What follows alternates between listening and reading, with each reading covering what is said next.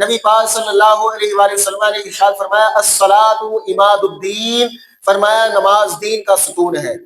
جس طرح ایک عمارت ہو اور اس کے نیچے ستون ہو تو وہ ستون کیا کرتا ہے؟ عمارت کو مضبوط کرتا ہے، عمارت کو روکے رکھتا ہے۔ اگر اس ستون کو ہٹا دیا جائے، اس پلر کو ہٹا دیا جائے تو عمارت منہدم ہو جائے گی، عمارت گر جائے گی۔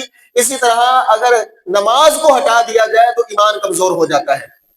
جس طرح عمارت کمزور ہو جاتی ہے، خیمہ گر جاتا ہے، اسی طرح اگر نماز کو ہٹا دیا جائے، نماز کو چھوڑ دیا جائے، عمارت دین کی کمزور ہو جاتی ہے، دین مضبوط نہیں رہتا ہے۔ جس طرح جسم کے اندر ریڑھ کی ہڈی جو ہے وہ جسم کو مضبوط رکھتی ہے، جسم کو کھڑا ہونے میں تقویت دیتی ہے، اسی طرح نماز جو ہے وہ دین کو مضبوط رکھتی ہے، دین کو قائم رکھتی ہے۔ اور اگر ہڈی ہٹ جائے تو جسم بیکار ہو جاتا ہے، اسی طرح اگر نماز کو دین سے ہٹا دیا جائے تو دین کمزور ہو جاتا ہے۔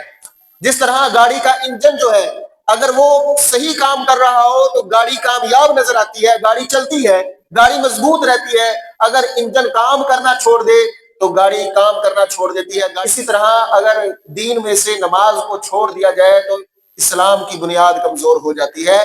تو دین کو مضبوط کرنے کے لیے نماز کی حفاظت کرنا ضروری ہے۔